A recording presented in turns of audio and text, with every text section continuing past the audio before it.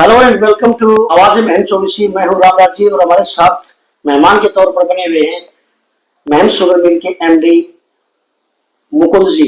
Sir, आवाज़ महम चौबीसी में आपका बहुत बहुत स्वागत है। नमस्कार। सर, आपकी मिल की वर्तमान उत्पादन अक्षमता क्या है?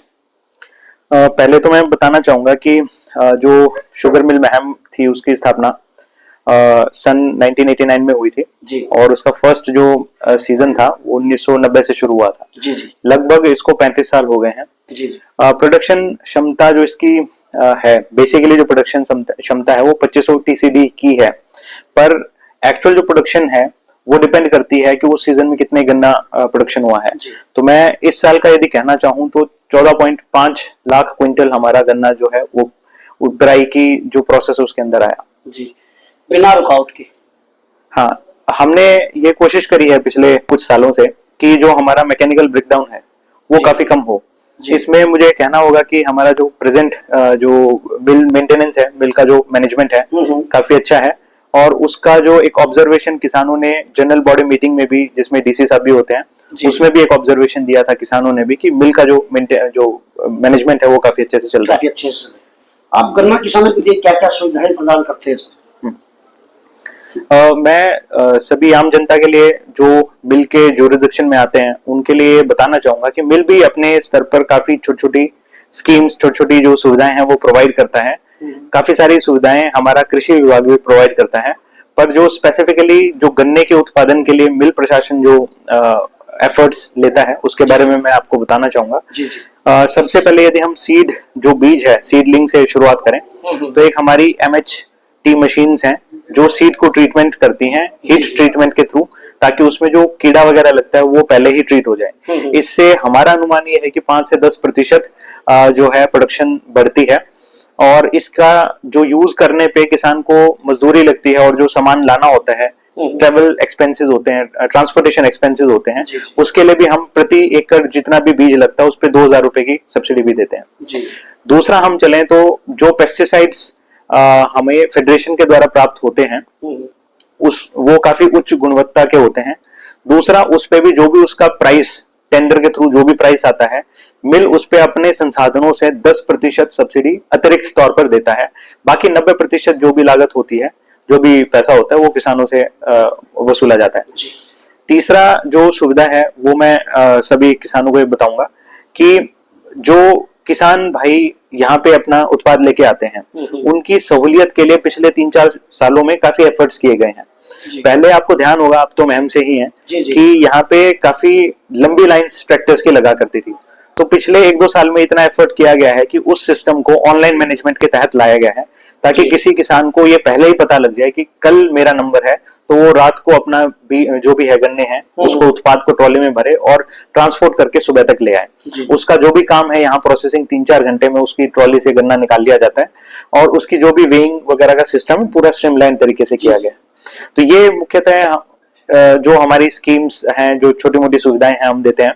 इसके अतिरिक्त 1-2 और सुविधाएं हैं जो मैं चाहता हूं कि मैं हाईलाइट करूं कि किसानों का जो 3-4-5 घंटे का स्टे यहाँ पे रहता है उसके लिए हमने एक रेस्ट हाउस और किसान कैंटीन के नाम से SHG द्वारा सब्सिडाइज खाने का प्रबंध भी करवाया है। क्या कॉस्ट रखी जाती है?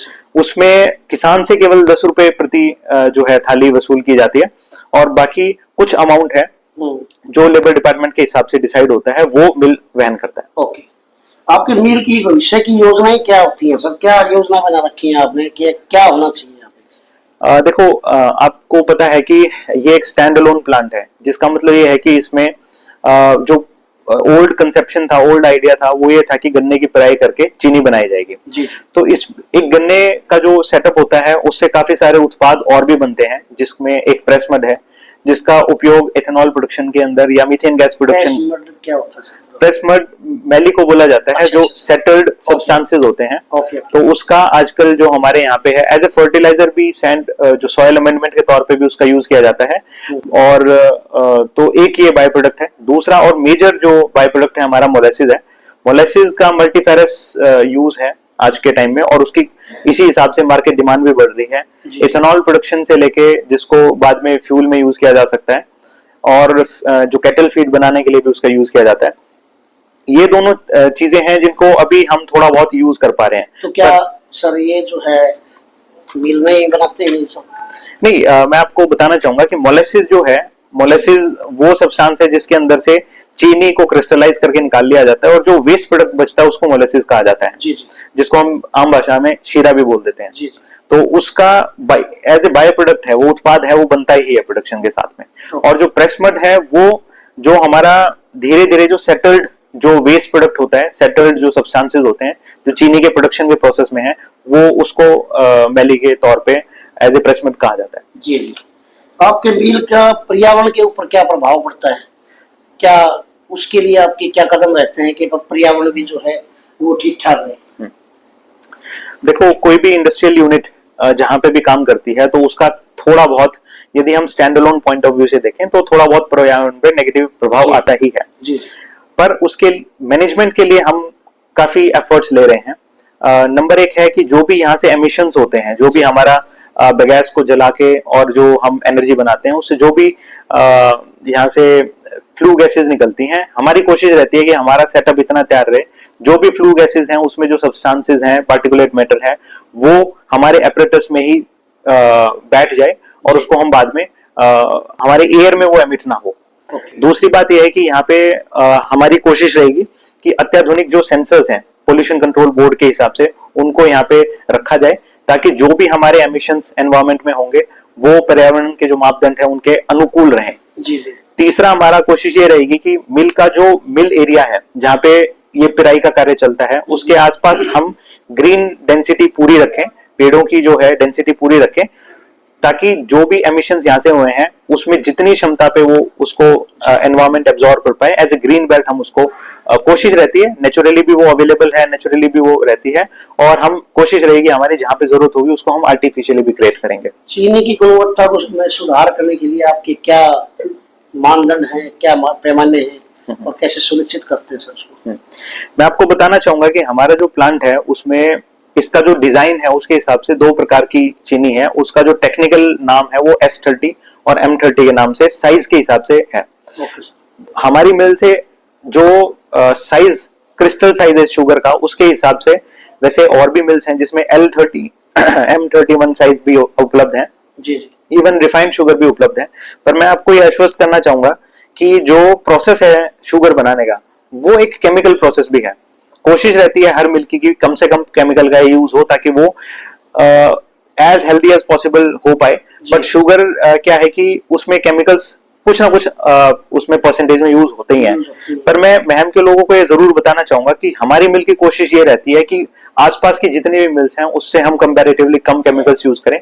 मैं खुद केमिस्ट्री ग्रेजुएट रहा हूं, तो मेरी पूरी कोशिश रहेगी कि अगली प्राइस सीजन में जो केमिकल्स जितनी मैकेनिज्म जो शुगर बनाने का मैकेनिज्म है उससे जरूरत से ज्यादा बिल्कुल यूज ना हो, और जो भी यहाँ से चीनी उपलब्ध हो वो जो हमारे स्टैंडर्ड्स हैं, मापदंड हैं, उन पे खरे उतरे।